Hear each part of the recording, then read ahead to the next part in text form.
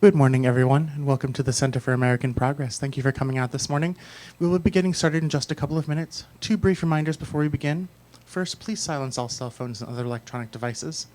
Second, there will be a question and answer following the panel discussion. We ask that you wait for the microphone to come to you, state your name and affiliation before your question. Additionally, please make sure to pick up your trash on your way out and place it in the relevant recycling bin. Thank you.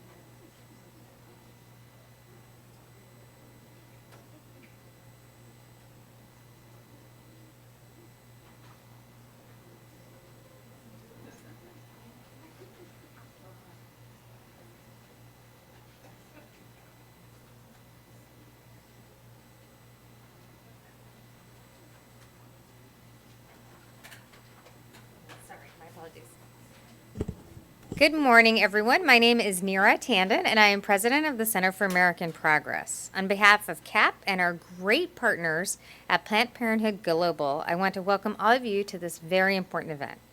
Today, we are commemorating International Women's Day when communities around the world come together to recognize and honor activists who fought and continue to fight for women's equality. While much has been achieved since the first International Women's Day in 1911, there is still so much work to be done. Some of the biggest global challenges we face continue to fall most heavily on women and girls, from rising global conflict and violence, to displaced populations and refugee flows, to massive economic inequalities that harm working families. Centering women and girls in our attempts to tackle these challenges, what we might call a feminist foreign policy, is critical to ensuring that no one is left behind. That is especially true as we work to address the threat posed by climate change. Climate change represents one of the most complex challenges facing the global community today. The question is no longer why or if climate change is happening. We are already feeling the impacts today in the forms of stronger storms, increased and more severe wildfires, flooding, and rising sea levels.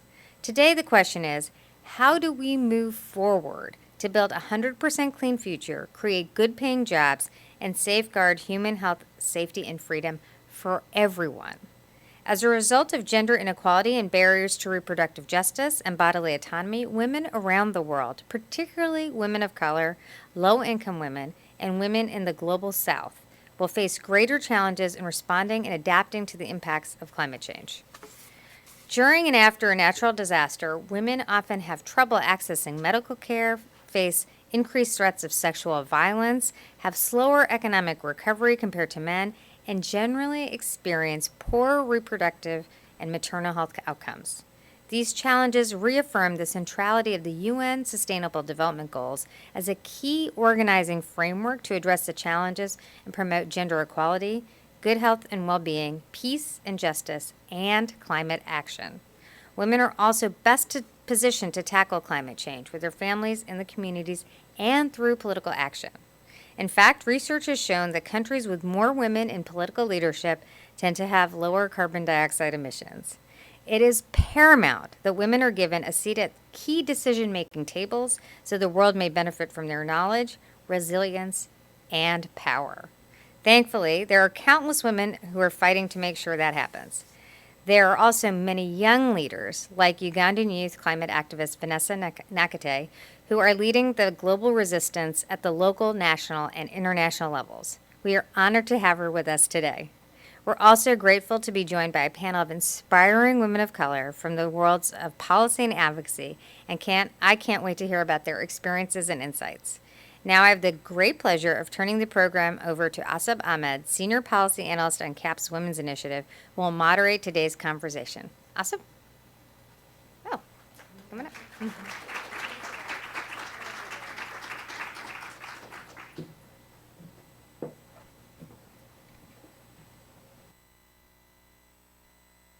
So much, Neera.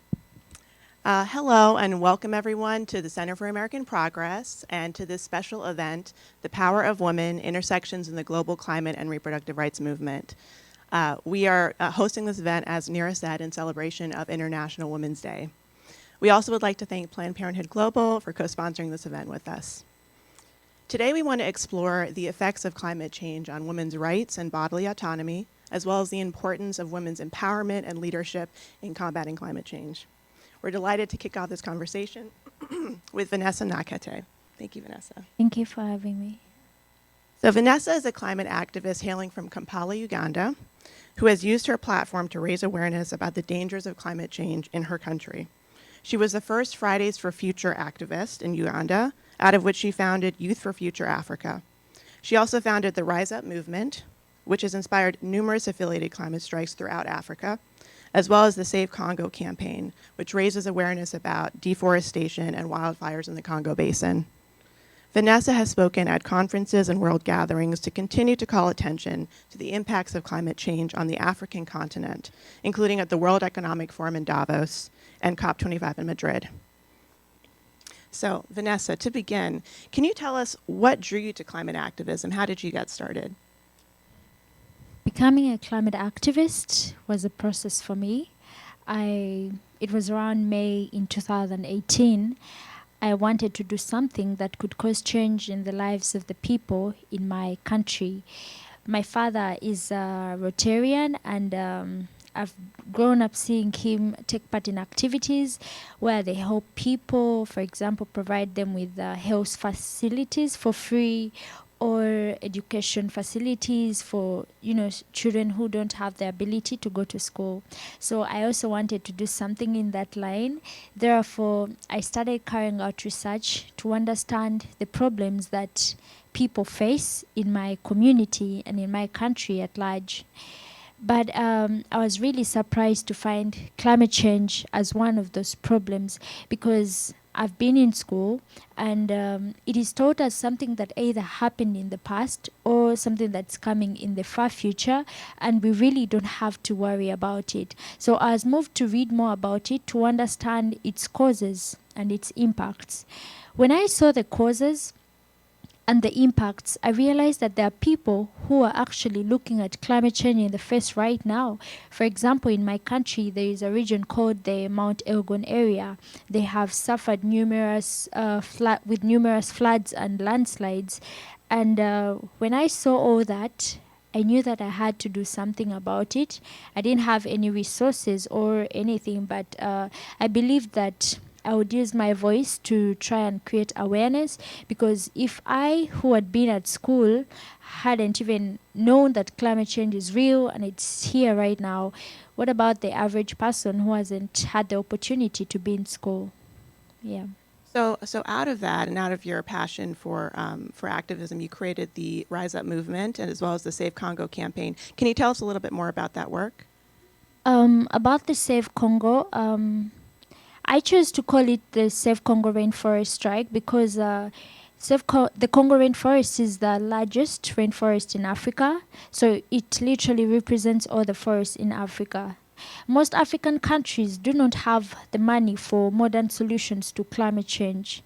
And they have their hope in the forest, because forests are large carbon sinks for us. So I thought that trying to, create awareness about destruction of these forests and trying to protect them and demand for their, protection from the governments, I thought that it was a way that would help out and try and save the continent and the people whose lives depend on those forests. So I started doing this strike every day. I would call it maybe day 1 strike, Congo Rainforest, day 2. So that's how it attracted more people. I think it attracted people when I reached like day 16. People started joining in, and right now we have so many people striking for the rainforest every day and demanding for its protection. Then for the Rise Up movement, I started it mainly to help amplify the voices of the different African activists. I noticed that in Africa there are quite a number of activists who are doing groundwork, who are doing a lot of things to try and save the planet, to try and create awareness about the destruction of our planet. But then they do not have much coverage, or their voices just stay on the ground. They're not lifted up. So with the Rise Up movement, I wanted to try and show that in Africa, we have people who are fighting for the planet, and they need to be heard. Their stories need to be heard. So many people picked up the initiative, and we have the Rise Up movement in like 10 African countries now. And I believe that with this, it shows that there is a movement in Africa that is also demanding for climate action. Yeah. So speaking of, having people's voices heard, turning to some recent events coming out of the World Economic Forum in Davos. And for those who don't know, Vanessa had attended a youth climate science event at the World Economic Forum this past January. The Associated Press had taken a photo of the 5 activists that were featured in that event, but in subsequent publication, they cropped Vanessa out of that photo, and she was the only woman of color that was featured. And I wanted to ask, how did that make you feel personally? And what does that say about the climate movement and the way that it's covered by the media? Yeah, personally, it really made me feel bad. It was a very terrible experience because it wasn't just about me. I thought about the different activists, the different people in my continent who are those who are already facing climate change and suffering the impacts, and those who are trying to have their stories heard, and yet I, who had even got the opportunity to try and give my voice maybe at a world stage, even at that chance, my voice was, erased. So it was really disturbing for me. Thinking about the people back at home, thinking about my fellow activists and the people at the front line of the climate crisis. And it clearly showed how media has continuously portrayed the climate movement, trying as much as possible to promote white saviorism. And it is something that really needs to change because there are voices in different parts of the world that are demanding for action, and they all deserve to be listened to. Because if we focus on a specific group of people, we won't be able to achieve climate justice, because climate change it's a global issue. It's affecting different people. But then those who are most affected, they're the ones whose voices are being erased. So how shall we be able to achieve climate justice without listening to everyone who is speaking? Can't agree more. Thank you. In addition to being passionate about representation in the climate movement, you're also very outspoken about the effects of climate change in your country, Uganda. Can you tell us specifically how climate change is affecting the lives of women and girls in your country? Well, in my country, most people heavily depend on agriculture as a form of survival. So the main effect of climate change would be causing food scarcity in different places of the country. Sorry, and the rural communities. It is the girls and the women who try as much as possible to provide for the families. They're the ones who do the farming, who do the agriculture. So it is quite devastating for them when their produce is affected by maybe flooding or droughts, because we've reached a point whereby the rains are so unpredictable. It is so uneven, and even when it comes in form of torrential rainfall and just causes destruction. So I try to look at the trauma these women and the girls go through when their crops are destroyed and they have to do as much as possible to provide for their families. That's how it is in rural communities. Most men don't have to really do anything. They just have to come back home and the women provide the food. But then where will they get the food after it has been destroyed by climate change? And then most women, when there is water stress as a result of the droughts, they have to walk very long distances to try as much as possible to get water for their families, water for their children.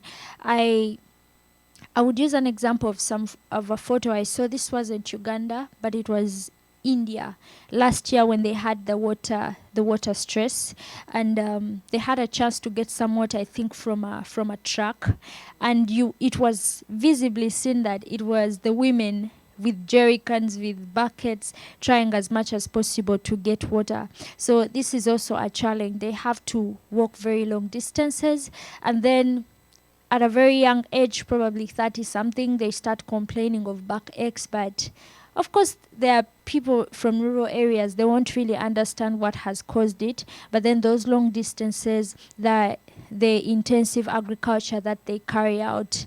And then recently, that was last year, I read an article that was talking about children brides. And it was talking about how families end up giving up their girl children for marriage to try and reduce on the number of the children at home, especially when they are hit with climate disasters. Most of these families survive on just $1 a day. So if they are hit with climate change disasters, that means they're literally left with nothing and no hope for the future. So they have to try as much as possible to survive. And through their survival, they end up giving up some of their children for marriage. But this never happens to the boys. It happens to the girls. It's the girls who are giving up because the parents get something from maybe the girl's husband to be or something like that.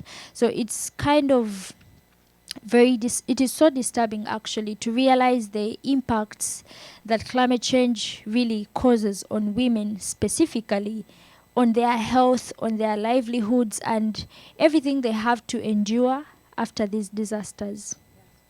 Exactly. I mean, climate change will have it'll have exponential effects on women. It's an amplifying sort of factor because, as you said, whether it comes to tending to agriculture, food scarcity, gender-based violence, there are a lot of ways that it manifests. So in terms of what women are doing, and because often, as you alluded to, women are at the front lines, often in the climate change movement, whether it's in their communities or as political leaders. Can you tell us what women are doing in Uganda to combat climate change? The women that I know, they're fellow activists who are joining the climate activism every week, trying as much as possible to demand for action from the government leaders. And there are those who are leading campaigns of tree planting to try to, offset the carbon, to try as much as possible to have a cleaner environment, to have a healthier environment. Because with an unhealthy environment, with pollution, it also affects women in a way, especially pregnant women. They stand high chances of miscarriages with such an environment. So there are women who try as much as possible to, plant trees here and there. But of course, it's not easy for them. They just do what they're able to do. And those in rural communities, I really can't tell much that they do. But all I can say is that they are the ones who suffer the most, and most of them have no idea about climate change. They don't know what climate change is. I mean, they have not been educated about it. So how will they try and survive from something that they don't even know about? Can you tell us a bit more about women's education when it comes not only to education around climate change, but education writ large? Because, if a woman has additional education, she is better able to she has better economic outcomes and is able to better take care of herself and her family. So could you speak to that? Yeah, I believe that there is power in educating a woman, because when a woman is educated, they're able to speak up. I believe every woman has a power and a light in them to speak up and cause change in a specific situation or to provide solution to any problem in the world. But the only way that we can activate that power is by educating that woman. Because there are girls who are in the villages, in rural communities. They don't know these things. They have not been exposed. They don't know about visions. They don't know about goals. But the only way that these things can be activated in them is by educating them.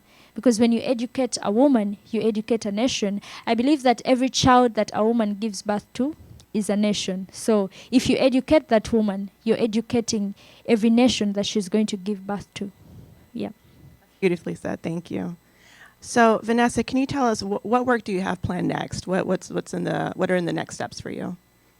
For now, I'm still doing the activism, of course, the different strikes for the Congo, then the Fridays for Future strikes, and there is this project that I'm running. It's a project where we install solar and institutional stoves in schools to try and provide clean cooking for these children, and also safe cooking for the women who prepare the food, because in most schools it's the women who prepare the food. So with these institutional stoves, they try as much as possible to reduce emissions, so the women are protected from any kind of respiratory problems. And then the solar, it's mainly to help the schools transition to renewable energy, because if we are rooting for renewable energy and people cannot access it or people cannot purchase it, then if we are able to find ways of making it available to people,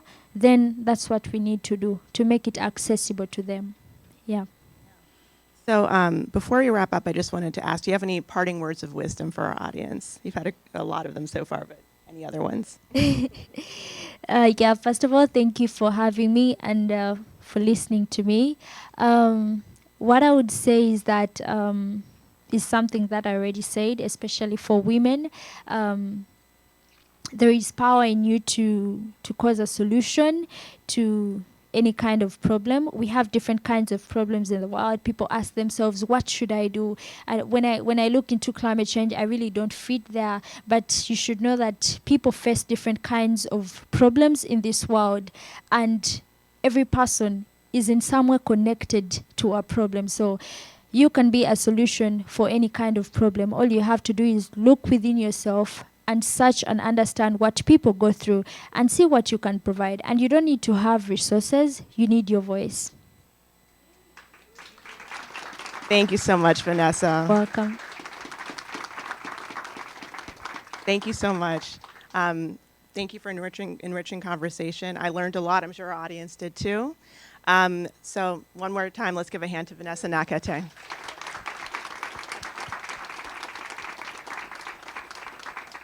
So if you had any questions for Vanessa, please hold on to them. We're going to be transitioning to our panel conversation, which Vanessa will be joining. The conversation will be moderated by Shilpa Fatki, Vice President of the Women's Initiative. She'll be joined by Carol Agengo of Planned Parenthood Global and Milia Luarki of Indigenous Women Rising. We're going to do a quick stage change, and then we'll get the conversation started. Thank you.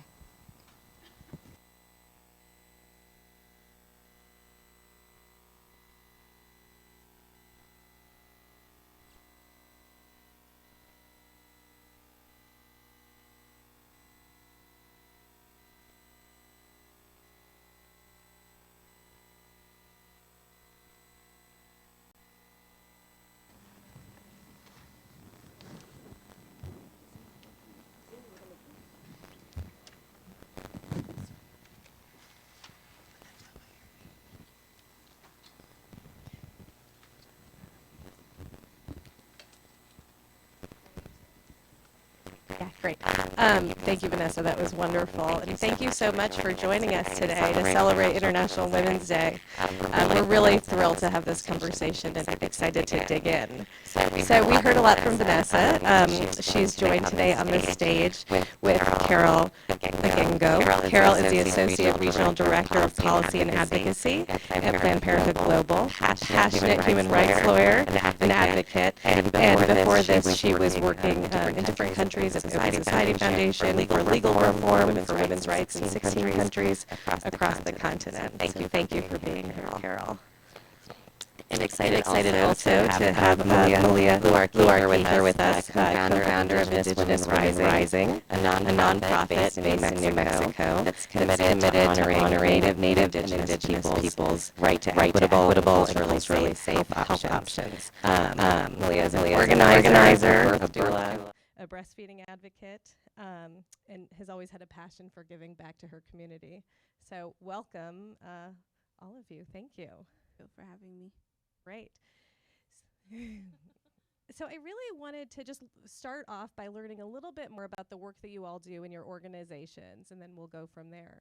So Carol, can you just tell us a little bit more about what your day-to-day is like and how these issues of climate change and women's health and rights sort of intersect?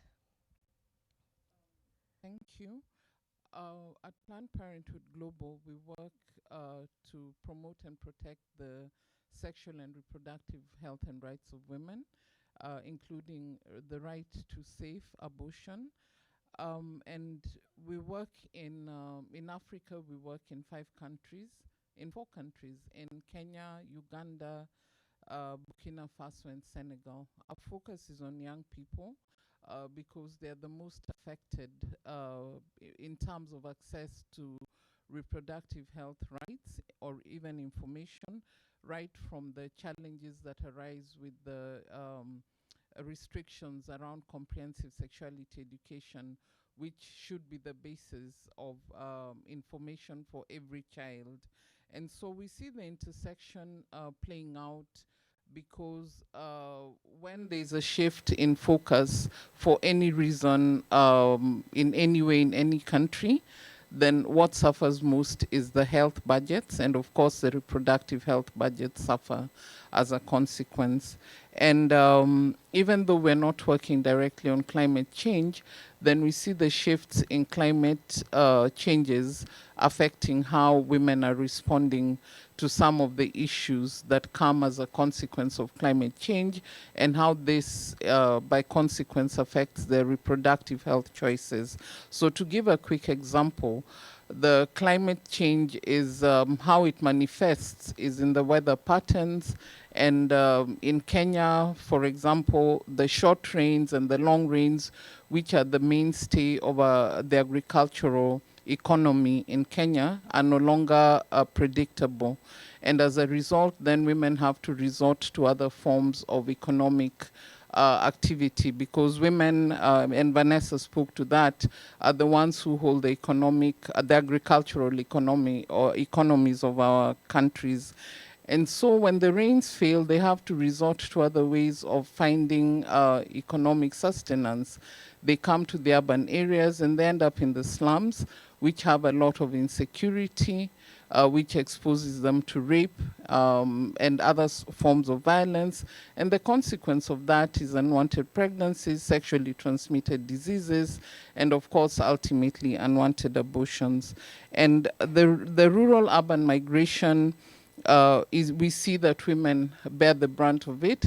They come to the rural areas, the urban areas, to seek employment, or even if they stay in the rural areas, their husbands come and their partners come to the city. They do not have the means to sustain the agricultural economy back home, and the consequences are telling. And so minimizing access to these resources then means that the access to the health budgets, like I said, are reduced. So they're not even able to get the commodities back in the rural villages or even in the slum areas. So it's a whole integrated and interconnected web of issues where women's reproductive health stands at the core. That's great. Vanessa, does that ring true to you in sort of hearing Carol's understanding of what's happening on the ground? I wanted to learn a little bit more about some of the initiatives that you're doing on the ground, Carol, and different programs that you're working on, and what can we do to ensure that women's bodily autonomy is really at the forefront of leaders' minds when they're addressing some of these issues? Okay, thank you. I'm here with a colleague and a partner, Nelly. I don't know where she's seated in the audience. Yes, and Nelly works for an organization called Reproductive Health Network, which was founded by Planned Parenthood Global in 2010. And one of the things that they're doing is working with young people in communities, in rural communities. So I'll give an example of a community they work in, which is called Kilifi. And this is a coastal town. Poverty levels are extremely high. Incidences of child marriage are also very high. And by consequence, we have a lot of young girls dropping out of school, teenage pregnancies, or child marriages, early and child marriages, forced marriages. And so we've got a whole problem of reproductive health that is playing out. And because we have a central, a devolved government, the health function has not been fully devolved. And so we do not have adequate facilities in the rural areas. Coupled with this, we do not have comprehensive sexuality education. And so the girls are basically struggling on their own. And women are justifying marrying off their young girls because of something that Vanessa also alluded to. They don't have the means. So an easy thing is to marry off your young girl so that you then reduce the economic burden on yourself. So what RHN is doing with this community is, one, creating awareness, but also building up the capacity for these girls to be able to recognize the need for their bodily autonomy and be able to demand for services from where they sit, rather than having this come from the outside in. And we see a lot of changes in terms of how the young girls and the young people are expressing themselves and actually demanding for information and youth-friendly reproductive health services. Yeah. Get Malia into the conversation. Tell us a little bit more about the work that you're doing at Indigenous Women's Rising, and sort of how do you connect for yourself and for your community these issues of climate change, climate justice, and reproductive rights and reproductive justice? Well, first of all, thank you for having me and the ladies here this morning. But just kind of how the two intersect in my community. I can't really speak for other Native reservations, but for mine, it's the same. You know, crisis, or the climate crisis and reproductive justice is all one.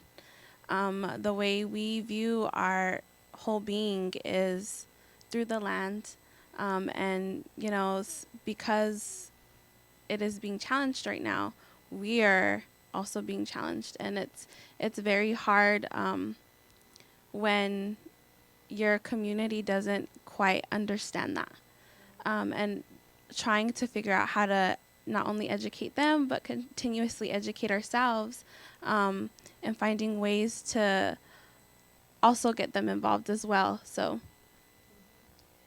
You know, all of you have talked about the power of young people in this movement. I really want to sort of ask more about that.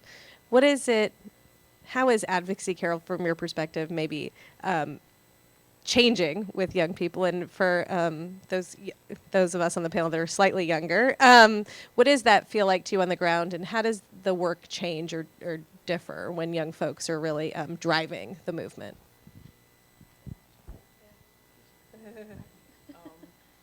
I think we cannot underestimate or ignore the power of young people, and especially in this digital age, because they're able to move a lot of or create a lot of force even without moving from where they are. So right from your parents' house, in your parents' living room, you can actually create a lot of traction using especially social media. And I think harnessing that power amongst young people is critical.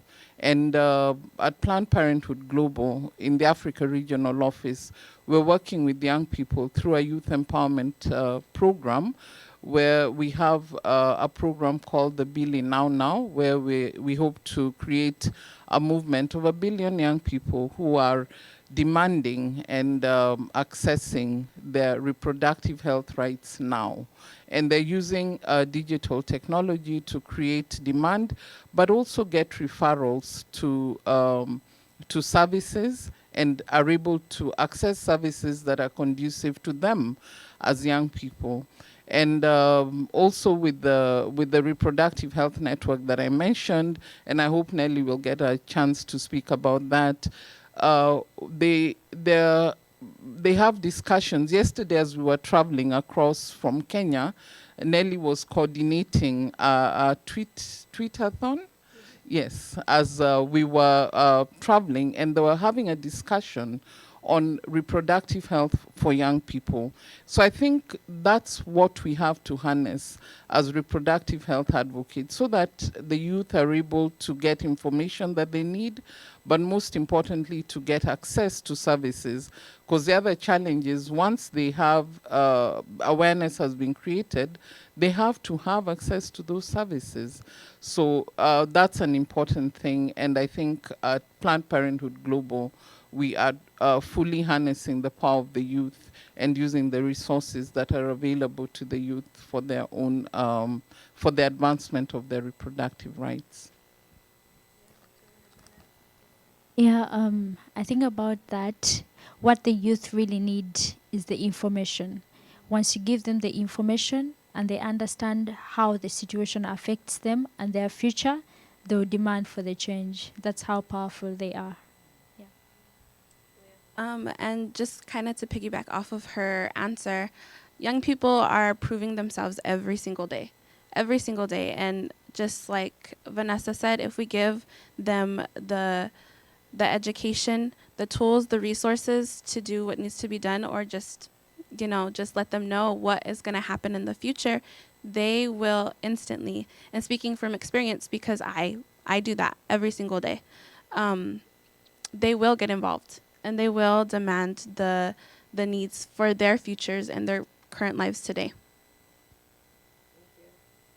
Leah, tell us a little bit more about the role of Indigenous women in sort of making sure some of these efforts are sustainable, responsible, and a little bit more about the work of your organization. Well, I acknowledge and we acknowledge the work being done, and I'm sorry if I butcher this, the name of the reservation, but the Wet'suwet'en territory along the Canadian border, or I guess by the Canadian border, the Canadian government is actively violating their own laws and exposing Indigenous people at the cost of it. And we also know because of an iconic Indigenous woman by the name of Winona LaDuke, who is part of the Ojibwe nation, the states have a long history of enforcing military forces to not only control but exploit and extract resources from the land. And for an example, in the pueblo that I grew up in Laguna, we have the Jack Pile uranium mine, which has caused so much harm to Pueblo people. And then not to only mention that the environmental racism going on with the different pipelines. In a predominantly white neighborhood, they wouldn't want pipelines going up in their backyards or drinking contaminated water, so why would we? But as tradition, we continue to remind ourselves every single day that we are not owners of the land. We are only stewards. We're put on this earth to take care of our land, to take care of each other, and continuously putting ourselves in harm's way to ensure that not only do we have clean air and water, food, but also making sure that we continue to do that and educate our people to also understand that as well. So we were disappointed that Jade Sasser wasn't able to join us today, and she has this great book, which I wanted to highlight, On Infertile Ground. And I wanted to read a passage. The book really centers the role of issues around population control and women's rights and climate change. So I was just going to read this so we can bring her here in spirit. Sexual stewardship rests on instrumental approaches, sometimes using technical solutions, like contraceptives, to address the complex social, political, and economic drivers of population growth, and to build the base of science and activism to support international family planning policy. When women's fertility and reproduction is lifted out of the social context of entrenched poverty, gender inequality, growing wealth and income inequality, inadequate access to comprehensive health care, educational services, employment opportunities, and cultural norms favoring large families, it's easy to imagine women as freely acting, autonomous agents whose enduring high fertility is individually driven. Sometimes in development circles, this model is an attractive way to build a base of new advocates, specifically young environmental activists, as well as to maintain support for those who might otherwise have long abandoned the issue of population. And she goes on to talk a little bit about language and this focus on women's right and empowerment, and really tries to bring to light some of the issues that we've been talking about, or folks in the climate movement talk about at the intersection of women's health and rights and reproductive rights and justice.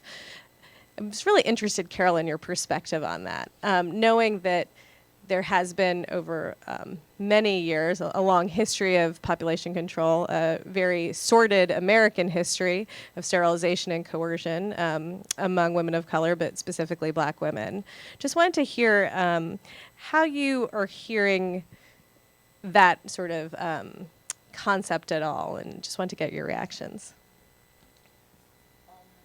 I think I'll start by saying that any form of control is potentially dangerous, and it breeds resistance because control equals resistance. So there's no way we can be speaking reproductive justice if it is underpinned on issues of control, because reproductive justice presupposes a level of autonomy. You cannot have autonomy when you have control.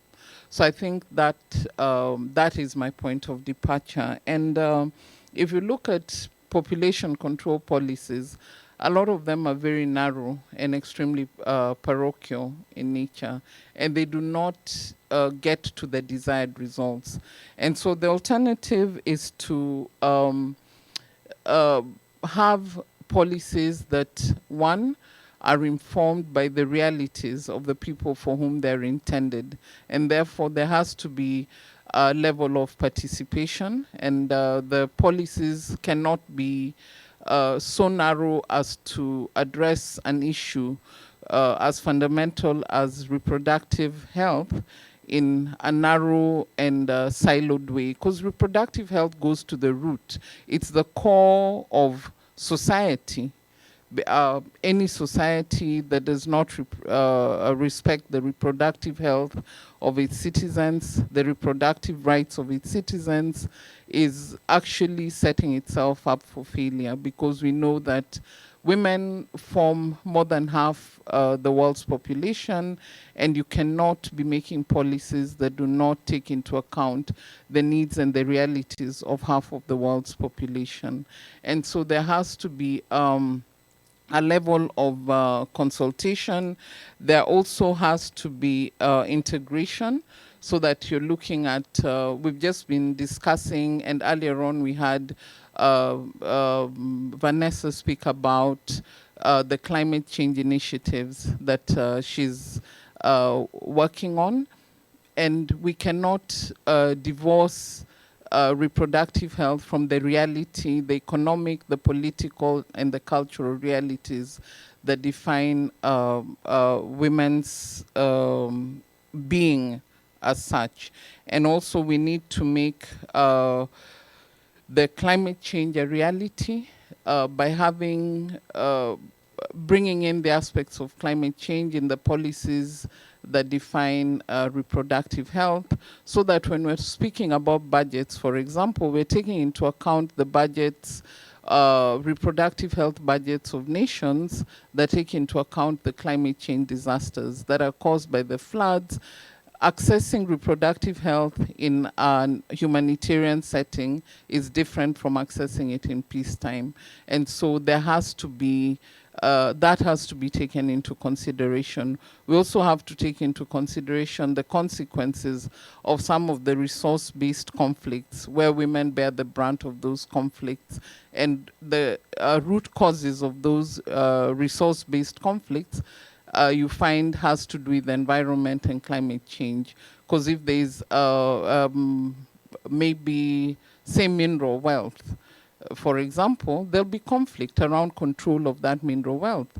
And who bears the consequence? Who bears the brunt of that conflict? It's the women. They're the ones who become easy pawns because of the insecurity that is caused, and the rape and sexual violence that we had spoken about earlier.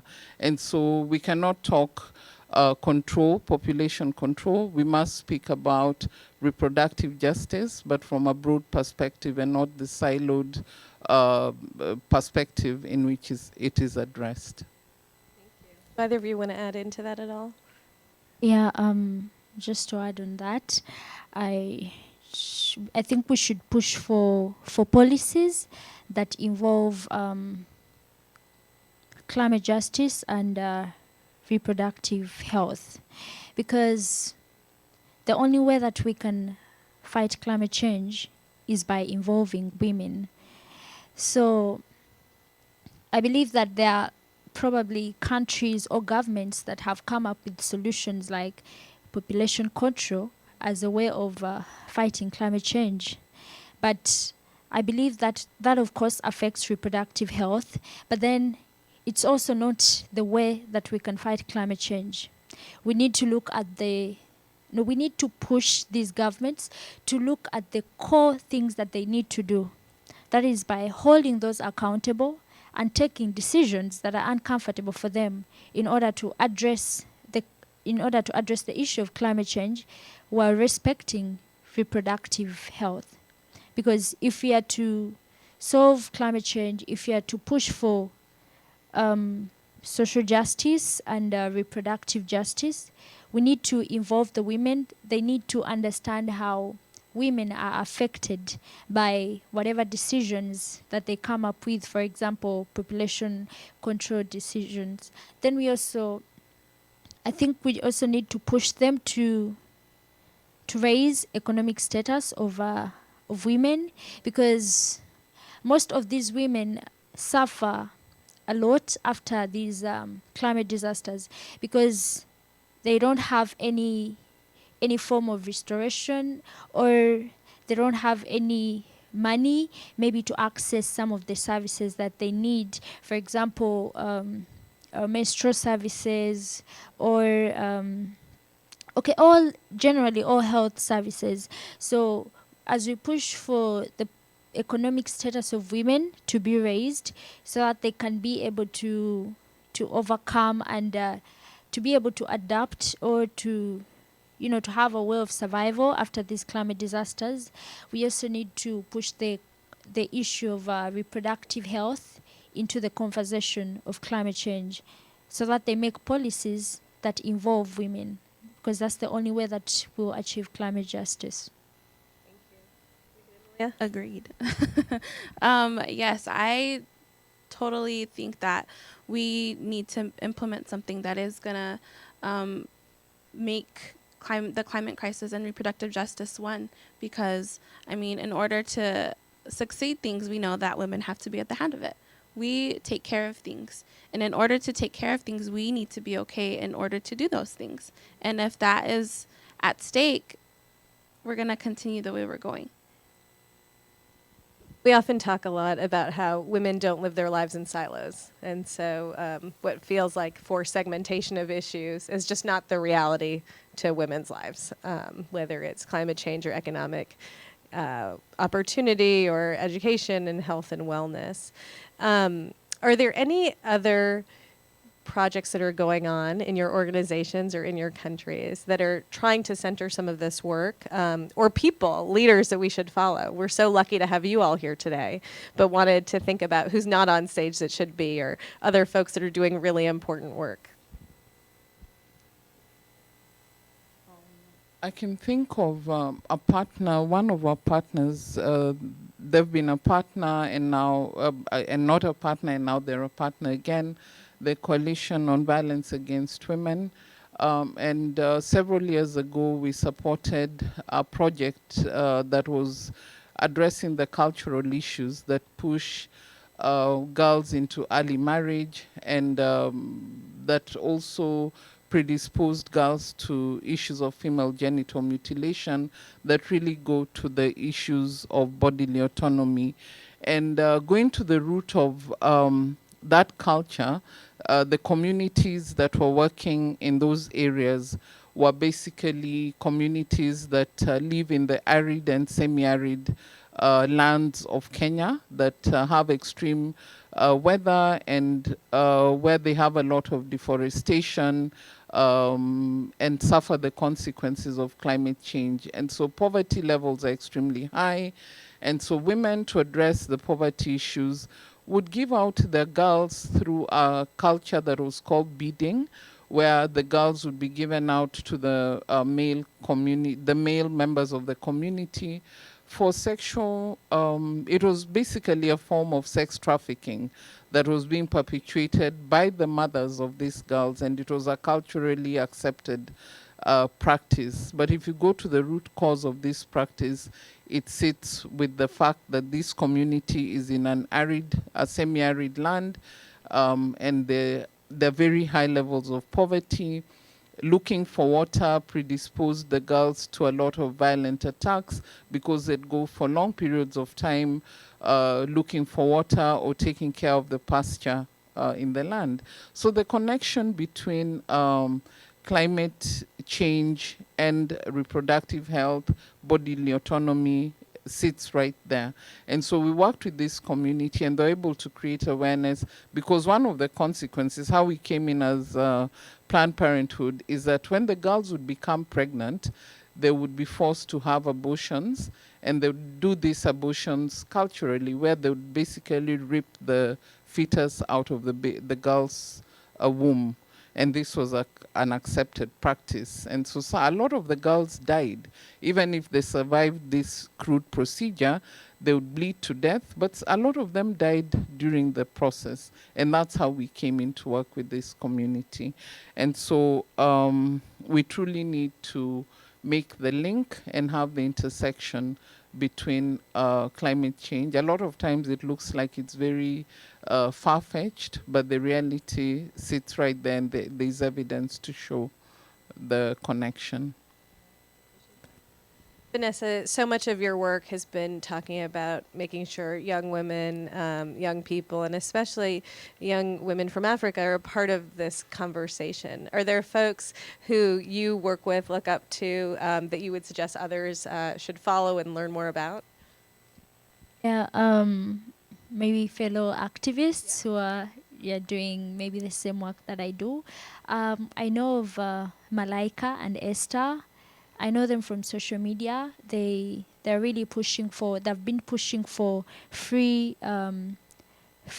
pads for girls and for women, because not every girl has access to those menstrual facilities, because of how expensive they can be, getting them every month. So I think they're really amazing, trying as much as possible to ask the first lady of the country to provide free menstruation facilities for girls in school and for women in their different households. And maybe I would also talk about she's called Miss Winnie Byanyima. She's a wife to Dr. Kiza Besige, and she's really doing incredible work of ensuring gender equality and protecting the rights of women. Yeah. Leah, anyone? There's so many, but the ones that come to mind is the Changing Women's Initiative. Nicole Gonzalez in New Mexico, she's a midwife who's trying to open a birthing center on one of the Pueblo's lands.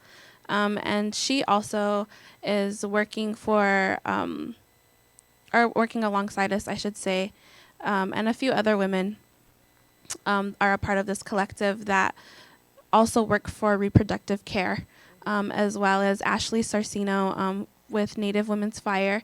She is amazing. She's probably one of the coolest cats in town. She also continuously works for women's rights, whatever it may be. But I know from my experience, she's actually from my village. She's a part of my family. We have had conversations about how to get this movement going and continuously having it going, getting our nieces and nephews involved, family members, elders, anybody who's willing to fight the fight with us. Okay, we're going to move to questions in a minute, but last question for everyone here. So imagine a world where women are driving the conversation, where public policies are centered around women and their families, where women are empowered and in control. What would that look like in your communities to see that realized? What would that, if you could imagine that world, which feels hard to do sometimes, what would that look like? You can each take a turn, yeah. Well, it's a difficult world to imagine, but I think it's a world that we must invariably imagine for us to, it's what should keep us motivated to keep moving, because I think that world is a reality, is a possibility.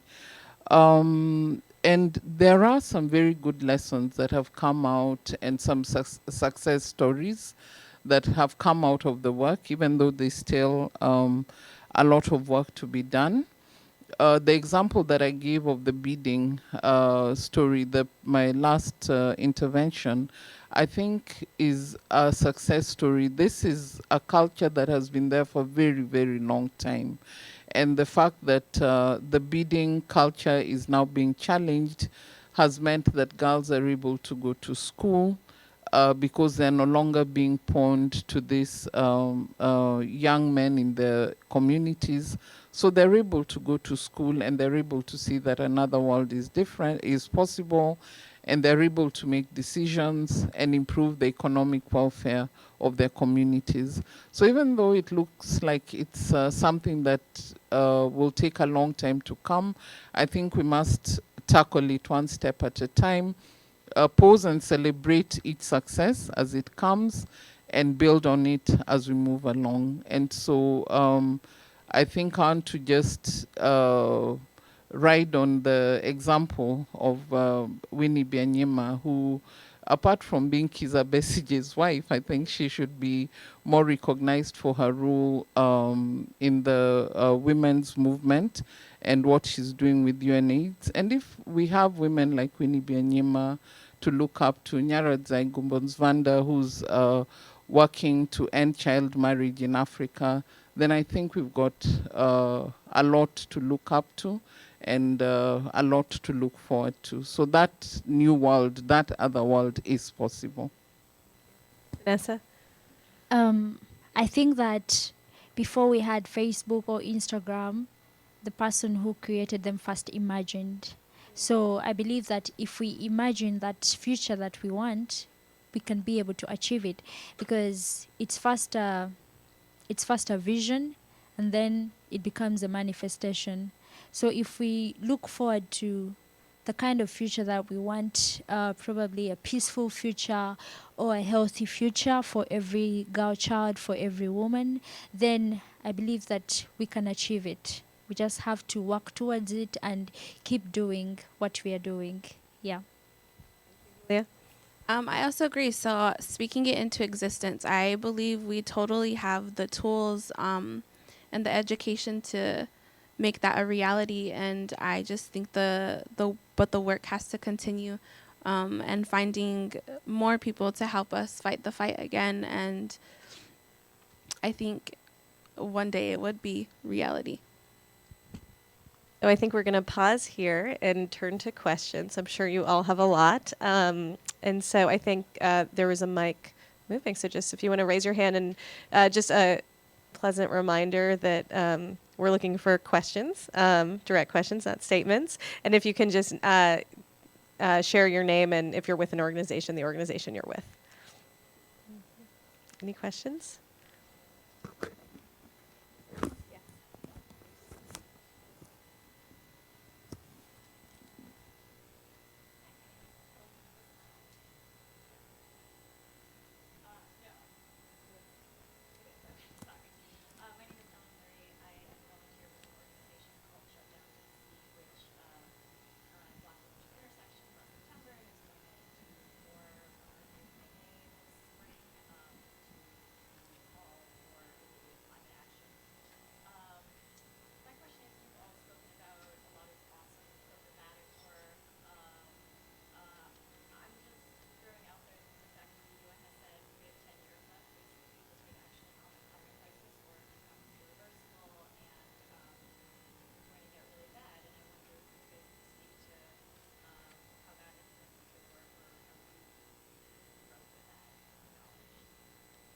No, Vanessa, if you want to take that.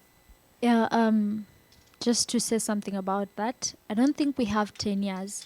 I think the fact that people are already dying as a result of climate change, that means we already lost time. I don't think we have any time left. We lost it way back when people started dying. So we just have to keep pushing to try and redeem that time that we already lost and try and save the victims, try and provide justice for those who lost their lives, try and fight for those who are here right now and for those who are coming in the future. Questions?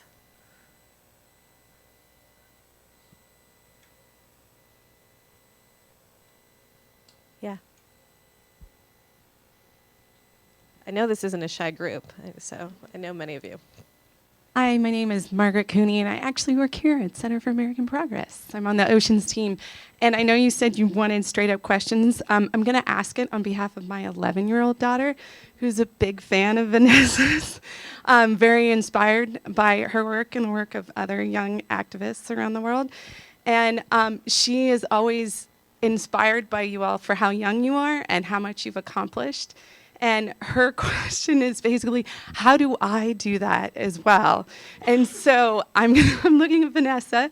You told us a bit on how you got started, but how would you talk to people who are even younger than you and what they can do right now to move things forward? Great question. Yeah, I think for before I would tell the younger people to start from scratch like I did, but right now I wouldn't say something like that because we have very many movements that have risen up like in different parts of the world, in different countries. So the key is getting into those movements with the help of the parents. They'll be able to adapt and demand for climate action in a way that is more friendly to them, because I wouldn't tell an 11-year-old to start from scratch. It would really be crazy. But there are very many movements. I think Fridays for Future is almost in every country right now. So it's up to you, the parent, to help them get in and to support them, to be with them during those strikes, because it can be quite scary, especially if you're an 11-year-old. So all you have to do is be there, support them, and yeah. Thank you. Yes. And I know we wanted to bring you in, so. Hi, my name is Nelly Mnyasia from Kenya. My question goes to Vanessa. And thank you so much for the amazing work you're doing on climate change. But one of the issues that has just come up very well is that we cannot deassociate climate change and sexual and reproductive health rights, especially among girls and women. So, and we believe there's power in young people, and young people have a way of helping us realize results very fast. So to you, Vanessa, what strategies do you have in place to quickly merge the two? Because the more you work on climate only, then that means it's going to take us long to realize results. So what are the strategies that you quickly have that are going to merge the two for us to be speaking to each other instead of doing two amazing work separately? Thank you. Yeah, I think the best strategy I could give is education. Personally, I didn't know the link between reproductive health and climate change until I received an invitation and I decided to read about it and to understand how they are really connected. And that's something I didn't know. And there are very many young people, they may not get invitations, so they won't really be pushed to read about these things and understand. But I believe that if you extend the education to them, for example, in schools or in the organizations that work directly with these young people, so you can extend those services through those organizations or through schools directly or through social media, because young people use social media a lot to try and educate them, because we cannot push for these things if we don't know. So we have to be taught, we have to be given the information so that we can work together to try and join the issue of sexual and reproductive health plus climate change. We have a new ambassador for all of our reproductive health rights and justice issues. One in the back and then in the front, yeah.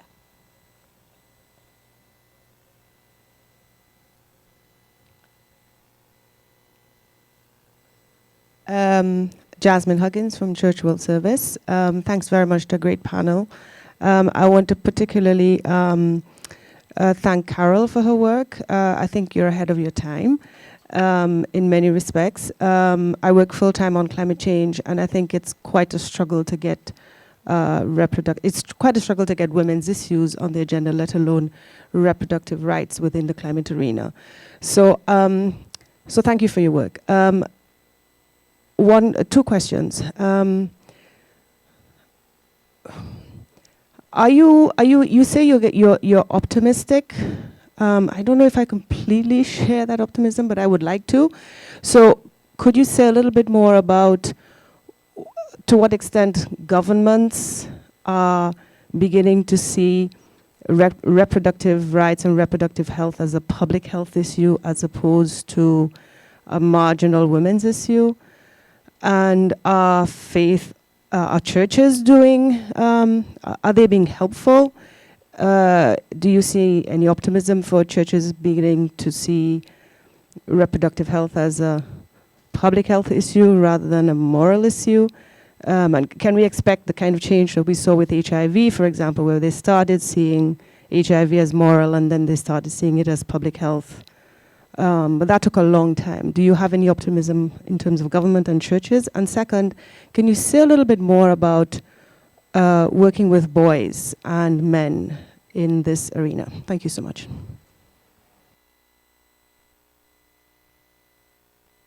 Thanks for your question and thanks for the kind compliment. I think to remain optimistic. The reality looks grim, and I think it's Vanessa who said Facebook was started with a vision and a dream, and I think that must be our point of departure, because if we fail to see the optimism, then we're not going to challenge the status quo, because I think it's by activating our optimism that we begin to challenge the grim reality. In terms of government seeing reproductive health as a public health issue, maybe they don't, but again, that takes me to my previous comment. When we go with the optimism, then we begin to change their mind. The experience we've had in Kenya is that a lot of the government officials and the technocrats who ultimately inform the political aspect of the policy making process are not as informed as we think they are. And so one of the things that we do is to inform them, to give them information. And again, I will mention Nelly. I'll keep mentioning Nelly because she's doing an amazing job with her organization. And one of the things that she has put together is a task force or a technical working group whose main purpose is to inform the Ministry of Health, to give them information so that they're not working from a point of ignorance. And that brings in the issue of the faith-based organizations. It's biblical that the Bible says, my people perish for lack of knowledge. So our churches are perishing because of lack of knowledge. The people who are dying from unsafe abortions are people who go to churches, who belong to faith communities. Kenya, for example, is 80% Christian. The rate of women dying from unsafe abortions comes from that 80% Christian. So they have to be informed. And one of the ways of informing them is by including faith-based organizations in the discussions, by including them in the conversations, so that they're also going back to the congregations who are the beneficiaries of the policies from a point of knowledge. And again, churches also, if you look at where the points of departure are with a lot of the faith-based organizations, oftentimes it's an issue of semantics. So, for example, the issue of sexuality education, the big problem with sexuality education in Kenya is the word C, the letter C, comprehensive. Churches are giving sexuality education. The only problem they have is how we name it. And so there's need to include church and faith-based organizations to the table so that they understand that we're all doing the same thing. Our ultimate goal is to stop women from dying, to stop girls from having unwanted or rather early pregnancies, to stop girls from being exposed to sexual violence such as rape, to stop early marriages. Churches want the same things because they're made up of the 80% who make up the Kenyan population. So I think that's a long answer. The short answer is inclusion. We must be inclusive in our conversations, in our strategies, and in our initiatives. Thank you. We have time for one last question. I think we had one in the front.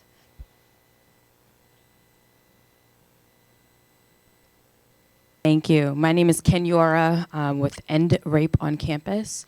And my question specifically is centered on sexual violence space, particularly for us. We work with college students who, you know, as we know, for women of color and Black women especially, underreporting for sexual violence is at a disproportionate rate.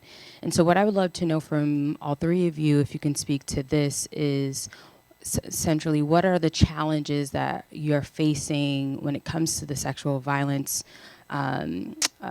piece that is affected by climate change? And like, what are the challenges that you're facing within that space, and what are you doing to combat or, you know, provide prevention or intervention methods to help women of color? Well, in Native communities, sexual violence is probably one of the very well-known issues in our communities. And I know in a lot of the reservations in New Mexico, we have uranium mines, we have oil companies that bring outsiders into our lands, which ties into the missing and murdered Indigenous women. The reason a lot of our rates aren't shown in today's statistics is because when an intruder or a perpetrator is on our lands and rapes or sexually abuses a woman of the community, we can't persecute them on our land because of our own governance system. So with that, a lot of these people get away, and we, in the end, lose our women. And to this day, we still are having this issue. And a lot of women are still missing for numerous years. And I think there's also a very recent case of 12 women being found at the top of a mesa that were missing 10 years ago.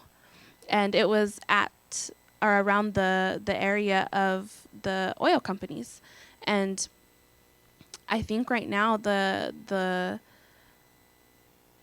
solution to that, or what we're trying to do, is make it more aware, teach our girls and women self-defense classes, because as we want them to be in your shoes and everybody else's shoes one day, to leave home, get an education, and speak about issues like this, we also have to, unfortunately, teach them how to move because of the rates, because of companies like that, or just people in general. Earlier, Vanessa, if you want to add in, I know you talked in terms of water, for example, and young women having to travel long distances and unsafe conditions to get some basic necessities like water. If there's any programs there. Or what I can add is the challenges of sexual violence that arise from the consequences of climate change. Because what happens is when there's a consequence such as flooding, then a humanitarian situation is created. And so there's a lot of sexual violence that happens in the holding areas, or we've heard of cases of sex for food, so that aid workers are then the ones who are who end up victimizing the women who need that help. The other challenge around sexual violence is that where there are cases of rape and these incidences are reported, the police don't know what to do because they're dealing with the humanitarian crisis. It's the bigger problem. And so one of our partners, called Kellen, has been working with training the police and the law enforcement officers to know how to respond in such situations, so that even if there's a bigger crisis, such as a conflict like Kenya had several years back, or there's a flood, then you still are able to address the conflict, but also have space to address the personal issues that affect those affected by the conflict, such as the rape, know where to refer them, rather than focusing on the bigger problem, which is the humanitarian crisis. And so part of what we're trying to do is also partner with organizations that are working around humanitarian crisis, such as the Kenya Red Cross. And during the ICPD 25, we partnered around project, a panel, where we came up with proposals that they're taking forward because they're working directly on some of these climate change issues, on how to respond to sexual and gender-based violence in cases of humanitarian crisis. So that's what we try and do, information and partnership. Anything to add, Vanessa? I think there is a challenge in that, and that's the fact that these women see, I'll talk about the humanitarian services that come in after climate disasters. So these women see these people as heroes in this, in this story. So in case of any kind of sexual violence, like sex for food, like you've said, or sex for shelter, these women don't even have the courage to report these cases because they're seeing these people as heroes who have come to help them out. So just maybe giving them a night or maybe their daughter, they don't see it as a very big challenge because they see that these people are coming in as heroes for them, providing them the help that they need. So I think we really need to teach these women so that they understand that if these humanitarian services come, they are free of charge and they don't have to give in anything. And in case they are forced by the workers to, give themselves in or to give their daughters, then they have opportunities to report these cases. And also even these humanitarian workers, they need to have authorities that these people can report to, because if those things can happen to women or to children, that means there is no way that there is no one they can report to in case of such challenges.